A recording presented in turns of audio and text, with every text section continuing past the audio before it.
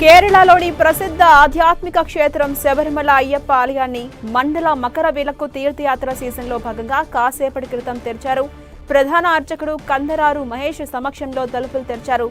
ఆలయ ప్రధాన పూజారి అరుణ్ కుమార్ నంబూద్రి ప్రారంభ పూజ నిర్వహించి అనంతరం గర్భగుడి నుంచి తీసుకొచ్చిన జ్వాలను ఉపయోగించి 18 మెట్లు వద్ద అది పవిత్ర జ్వాలను వెలిగించారు.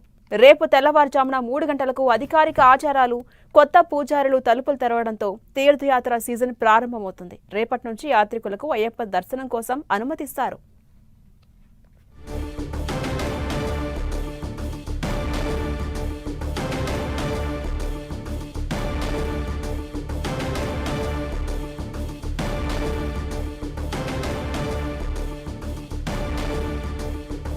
కేరళలోని ప్రసిద్ధ ఆధ్యాత్మిక క్షేత్రం శబరిమల అయ్యప్ప ఆలయాన్ని మండల మకర విలక్కు తీర్థయాత్ర సీజన్లో కాసేపటి క్రితం తెరిచారు.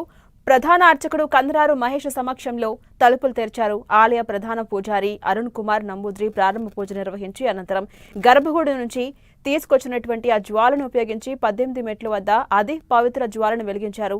రేపు తెల్లవారుజామున 3 గంటలకు అధికారిక ఆచారాలు, కొత్త పూజారులు తలుపులు తెరవడంతో తీర్థయాత్ర సీజన్ ప్రారంభమవుతుంది. ఇక రేపటి నుంచి యాత్రికులకు అయ్యప్ప దర్శనం కోసం అనుమతిస్తారు.